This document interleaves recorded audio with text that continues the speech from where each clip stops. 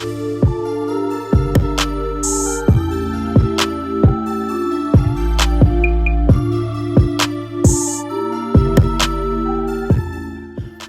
right, welcome back, Millville Foodies, and we're back again with another quick video tutorial. But before you do anything, I need you to go ahead and hit that like and subscribe button right now. Also, don't forget to hit the notification button. That is the little bell button, so you can get notifications immediately when we post our videos, because you do not want to miss what is coming out of Millville, especially today. So guys, when I was a kid, I used to love going to McDonald's and eating the McRib sandwich. As I got older, I questioned the meat at McDonald's, so I don't eat McDonald's no more. So I wanted to do my own take on the McRib. And honey, we're going to call this the real deal McNeal Rib, okay? All right, as long as you got that. So for our ingredients, we have 2 slabs of baby back ribs. We have some artisan bread. We also, for our seasonings, we have our Dano spicy seasoning. We have a sweet pepper rub that you use on chicken, but I'm going to try it on the ribs. Also, our roasted garlic and herb seasonings and our liquid smoke. And so to get started, the first thing, of course, that you want to do is make sure you remove the membrane off the back of your ribs.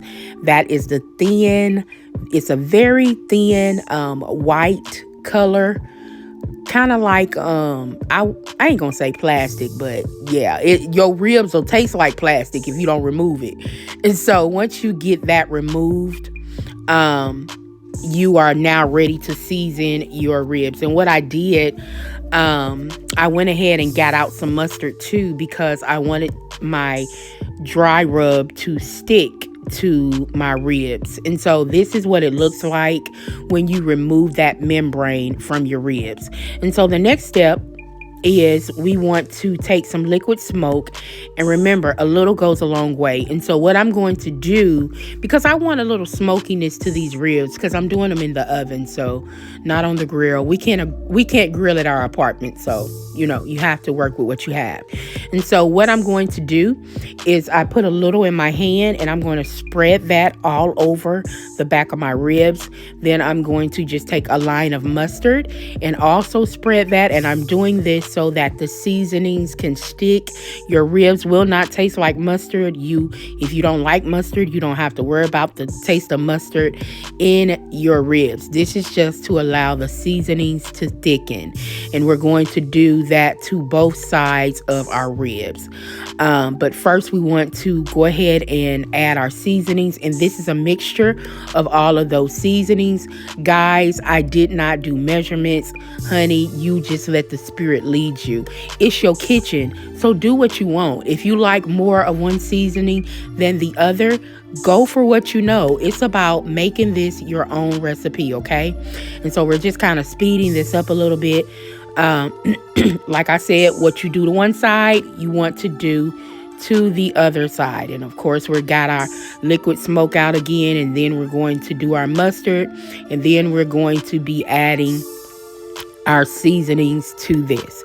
And so while we're adding our seasonings, my oven is on 275. It is preheating for 275, okay guys, because we're going to put this in the oven on for 3 hours. 3 hours was the perfect time for both slabs of ribs in the oven. And so once you got all of your seasonings on both, make sure you get like the sides and all of that good stuff, because you don't want to leave any piece of that meat out bland, okay? And so now because these are too long to fit on my pan, I'm going to cut these in half. And that's fine. If you need to cut them in half, if you need to cut them in fourths, you can do so, honey. It's your kitchen. Do what you want. And so now we're just going to package these in some aluminum foil. Remember, shiny side up. And so Anytime you're doing aluminum foil, your food should be on the dull side, touching the dull side, and the shiny part should be what is seen on the outside. Just, a little commercial break, just in case you didn't know how to wrap your things in aluminum foil, like which side. Anyways, once we get that wrapped, we're going to get all 4 of these wrapped in their own little package. And what's going to happen is the juice and the grease that it emits, it's going to cook itself in it. It's going to be its own little oven in these foil packs.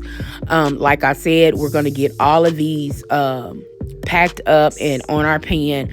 We have preheated our oven for 275, and we're just going to let these cook for 3 hours, honey.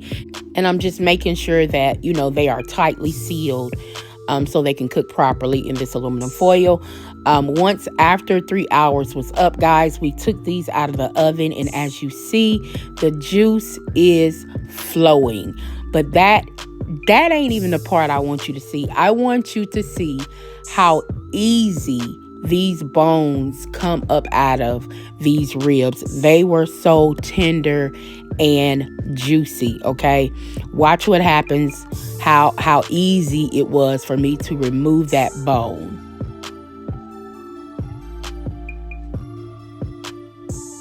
You see, listen, y'all, and it was hot too.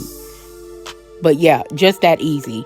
And so next, what we want to do, I got me a flat, another cookie sheet and a pan out, because I want to put this on broil. What I'm going to do, and if you have got some homemade barbecue sauce, baby, honey, go ahead with your bad self. But right now we're using Sweet Baby Ray's, okay? They not sponsoring this, but I love me some Sweet Baby Ray's. And so we're just glazing this side with our back side with the barbecue, and we put that on broil for 5 minutes. Now we took it right back out. We're going to glaze the top of our ribs, and as you see, they are so tender, y'all. They just falling apart. And so we're going to glaze the top of it with our Sweet Baby Ray's barbecue sauce, honey. We're going to put it back in the oven on broil for about 5 minutes. If you want it to go longer than 5 minutes, honey, it's your kitchen. Do what you want. But I just need that little barbecue glaze on top. It's just enough. I don't want no burnt ribs, okay? And so I had to get a little taste. I know you're going to let me, because it is my kitchen and I do what I want, okay? And so now, we're finna glaze these up, and then when I take them back out, I'm getting ready to make my boys some sandwiches with them. And then they're going to do a taste test and let you see how they like them. And now I'm just cutting them up. Honey, listen. McDonald's who? What? And McDonald's be putting that they do some fresh onions and I think maybe even pickles on it.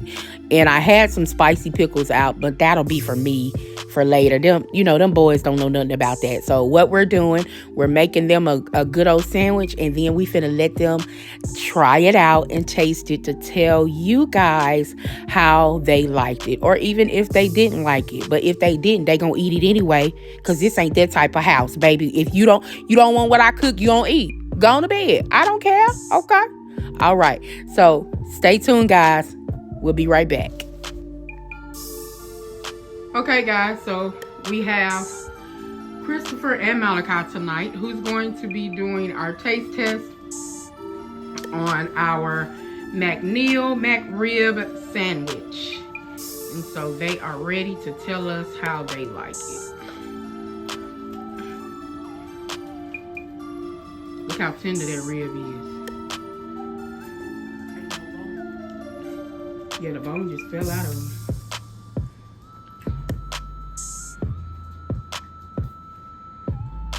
You look like you in love, Malachi. I found my new Valentine dance. Okay. All right, guys. So there you have it. The kids are loving the McNeal McRib Sandwich.